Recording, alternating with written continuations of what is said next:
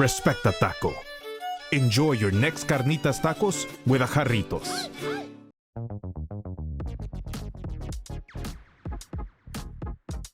Osiris Hoyle and Mark Wallace started their business with a food truck. When it was time to launch, there were no permits left in DC for food trucks, so they moved their business to Rosslyn, Virginia. In the 14 years since, District Taco has expanded into brick and mortar, and the two founders are now franchising the business.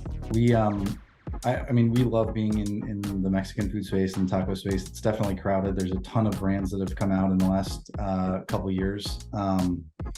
I think there's a lot of different ways that we differentiate ourselves. I think with breakfast tacos and just the flavors being from like a specific part of the Yucatan Peninsula in Mexico.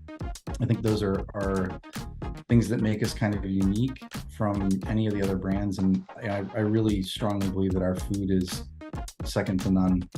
What makes this concept unique are the flavors, which come straight from Hoyle's native Mexico, specifically the Yucatan Peninsula.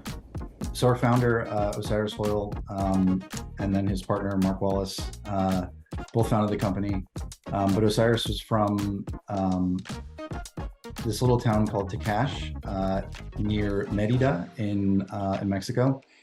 And he, grew up in Mexico, moved here when he was 18, and, worked odd jobs, ended up working construction, and then was laid off.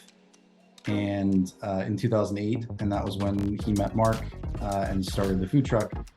All of the recipes and stuff are things that he remembered from growing up, and he still like his brother has helped him develop the recipes a lot.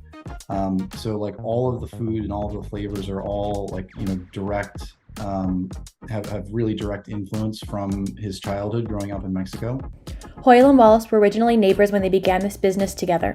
Wallace was fascinated and delighted by Hoyle's cooking skills and the flavors from the Yucatan. That cooking includes house-roasted tomatoes and chilies from local farmers, plus the breakfast tacos that the concept initially started with, made with local cage-free brown eggs. Everyone has their own understanding of what Mexican food is, and there's very different Mexican food across the United States. Like the Latin food and Mexican food in Southern California is different from that in Arizona, and it's different from Texas. And I think they've all been like kind of Americanized with a twist. It's something that we're still trying to figure out how to communicate to people, how our flavors are simple and fresh and clean, and just have like a very straightforward, but at the same time delicious flavor that's kind of not similar to anything else that I've